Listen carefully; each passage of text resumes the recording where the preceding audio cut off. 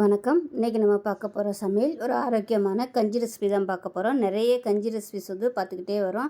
அந்த வகையில் இதுவும் ஒரு ஆரோக்கியமான ஒரு கஞ்சி ரெசிபி. கருப்பு உளுந்து, திணை, கருப்பு கவுனி அரிசி இது 3 வச்சு ஒரு அருமையான வெந்தய கஞ்சி தான் பார்க்க போகிறோம். கை கால் வலி, இடுப்பு வலி, மூட்டு வலி இந்த மாதிரி பிரச்சனை இருக்கிறவங்க வாரத்தில் 2 இல்லை ஒரு 3 நாள் ரெகுலராக எடுத்துகிட்டு வந்தீங்கன்னா உங்களுக்கு நல்லா கேட்கும். ஸோ வாங்க அதை எப்படி செய்யலாங்கிறத பார்க்கலாம். இப்போ ஒரு கடாய் எடுத்துக்கலாம். இதில் வந்து 1 கப் அளவுக்கு கருப்பு உளுந்து நல்லா கழுவிட்டு தண்ணியெல்லாம் நல்லா வடிய விட்டு காய விட்டு எடுத்து வச்சுருக்கேன். இப்போ சேர்த்துக்கலாம். அது நல்லா வாசனை வர அளவுக்கு வறுத்து விட்டுக்கலாம்.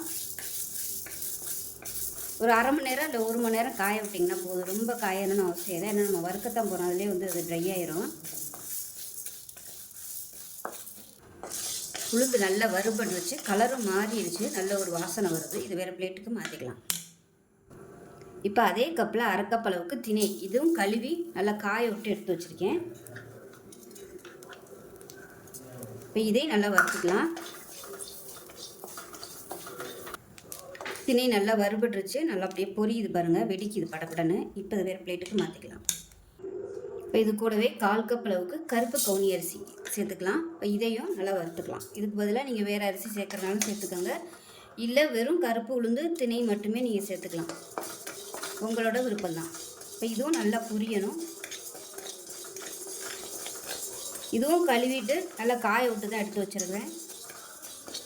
இப்போ பாருங்கள், இதுவும் நல்லா வெடிக்க ஆரம்பிக்குது. இந்த ஸ்டேஜில் வேறு பிளேட்டுக்கு மாற்றிக்கலாம். இப்போ இதை வந்து மிக்சி ஜாரில் போட்டுட்டு ஆறுனதுக்கப்புறமா மிக்சி ஜாரில் போட்டு நல்லா அரைச்சிட்டு பார்க்கலாம். ரொம்ப நைஸாக அரைக்கணும் அவசியம் இல்லை. கொஞ்சம் ரவை பதத்துக்கு நரன்னு இருந்தால் தான் நல்லாயிருக்கும். இப்போ ஆறுனதுக்கப்புறம் அரைச்சிட்டு பார்க்கலாம். இப்போ வந்து ஒரு குக்கர் எடுத்துக்கலாம். இப்போ பார்த்திங்கன்னா நல்லா அரைச்சாச்சு. ரொம்ப நைஸாக இல்லை, லைட்டாக அந்த நரப்பு தெரிகிற மாதிரி தான் அரைச்சிருக்கேன். இப்போ இதை வந்து ஒரு கப்பில் அளந்துக்கலாம். எவ்வளோ தேவையோ நீங்கள் அதுக்கு தகுந்த மாதிரி எடுத்துக்கோங்க. டம்ளரோ இல்லை ஏதோ ஒரு கப்பு வந்து அளந்து எடுத்துக்கோங்க. அப்போ தான் தண்ணி வந்து நம்ம கரெக்டாக ஊற்ற முடியும். இப்போ நான் வந்து இப்போ சின்ன கப்பு ஒன்று எடுத்திருக்கேன்.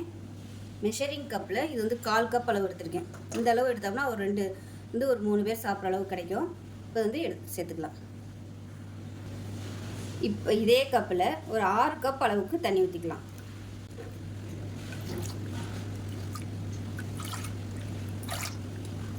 இப்போ 6 கப் அளவுக்கு ஊற்றிருக்கேன். இப்போ இதில் வெந்தயம் சேர்த்துக்கலாம். இந்த அளவுக்கு சேர்த்துக்கோங்க. ஒரு 1/4 டீஸ்பூன் அளவுக்கு சேர்த்துருக்கேன்.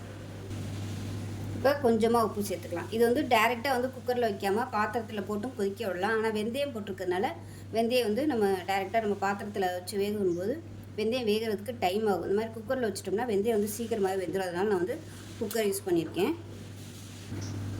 இப்போ இதில் ஒரு 2 சொட்டு எண்ணெய் விட்டுக்கலாம். இதை நல்லா கலந்து விட்டுறலாம். இப்போ தான் குக்கரை மூடி வச்சுட்டு ஒரு 2 விசில் விட்டால் போதும். ஏன்னா நம்ம பவுடராக தான் பொடி பண்ணியிருக்கோம். அதனால் 2லேருந்து ஒரு 3 விசில் விட்டிங்கன்னா போதும். இப்போ 3 விசில் விட்டுட்டு ஸ்டீம் போனதுக்கப்புறம் பார்க்கலாம். இப்போ விசில் விட்டு ஸ்டீம் போயிடுச்சு. நல்லா ஒரு 3 விசில் விட்டுட்டேன். இப்போ எப்படி இருக்குன்னு பார்க்கலாம்.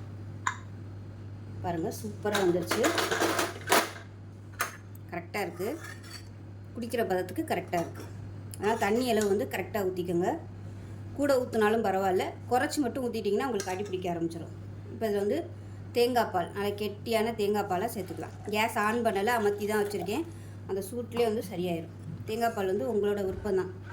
தேங்காய் பால் எவ்வளோ சேர்க்குறீங்களோ அவ்வளோ அந்தளவுக்கு உடம்புக்கு நல்லது, வயிற்று புண்ணையும் ஆற்றும். தாய்ப்பாலுக்கு நிகரான சத்துக்கள் வந்து தேங்காய் பாலில் இருக்குது. தேங்காய் பால் வந்து கொலஸ்ட்ரால்னு சொல்லி யாரும் சாப்பிட மாட்டாங்க. ஆனால் இதில் இருக்கிறது வந்து நல்ல கொலஸ்ட்ரால் தான். அதனால் தாராளமாக எடுத்துக்கலாம். தேங்காய் பால் ஊற்றி சாப்பிட்டிங்கன்னா தான் உங்களுக்கு முழுமையான சத்துக்கள் கிடைக்கும். அவ்வளோதான். இடுப்பு வலி, முழங்கால் வலி, அல்சர் பிரச்சனை, வயிற்று புண்ணு இந்த மாதிரி இருக்கிறவங்க தாராளமாக இதை நீங்கள் எடுத்துகிட்டு வந்தீங்கன்னா உங்களுக்கு பிரச்சனை சரியாகும். மாத்திரை மருந்து சாப்பிட்றவங்களும் இதை எடுத்துக்கலாம். உடம்பு வந்து நல்லா ஸ்ட்ராங்காகவும் இருக்கும். மூட்டு வலி, கை வலி, இடுப்பு வலிலாம் வரவே வராது. அடுத்த வீடியோவில் இந்த மாவு வச்சு இனிப்பு கஞ்சி எப்படி செய்யலாங்கிறத போடுறேன். ஸோ இந்த வீடியோ பிடிச்சிச்சுன்னா லைக் பண்ணுங்கள், கமெண்ட் பண்ணுங்கள், சேனலை சப்ஸ்கிரைப் பண்ணுங்கள், பக்கத்தில் பெல் பட்டனையும் ப்ரெஸ் பண்ணுங்கள். நன்றி.